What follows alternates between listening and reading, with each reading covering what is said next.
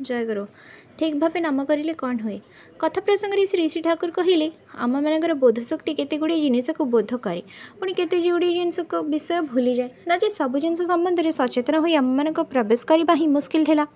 आम मान पाक जीवन थिला सेठर आमे माने बहु जीवन मध्य दे परावर्ती न रकमार एते दूर पर्यंत आगे आसीछे। आमे माने गछपत्र केते कौन जे थिलु तार ठीक नहीं जेतेबेले ठीक भाव नाम करूँ से आम मान भितर जनिगुड़िक सचेतन हो उठे हुए तो देखे कुंभीर होई पानी रे भासी जाउछि बेंग होई लंफ मारुछि साप होई छुटुछि आहुरी भी केते कौन एपरी करी सार्थक संगति संपन्न ज्ञान अर्थात ब्रह्म ज्ञान धीरे धीरे जागृत हो उठे। सूत्रहरा संगतिहरा किछि रहेना से एक नाना वैशिष्ट नहीं किपरि भावे अछि ता धरा पड़े। तेणु ब्रह्मज्ञानी वैशिष्ट पाड़ी आपूरणयमाण हेबे ही ब्रह्मज्ञान अच्छी अथच वैशिष्ट ज्ञान जदि न थाए तेबे से ब्रह्मज्ञान भांडामी। आलोचना प्रसंग 22 खंड। ठाकुर कहते ठीक भाव नाम कले कौन हम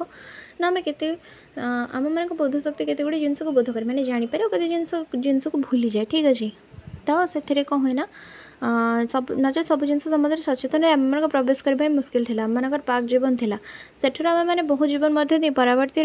एत दूर पर्यंत आगे आम धीरे धीरे नाम करी ही आगे आम के कौ जन्म केते कौन न होचे कौ प्रकार आम माने केते गछ होइछे फूल होइछे फल होइछे पक्षी होइछे पोक होइछे केते कौन कि आम एत कष्ट नाम करी ही आसे तो सी नामटा को जब आम धरवा आम उन्नति मानर हवा माने आम उन्नत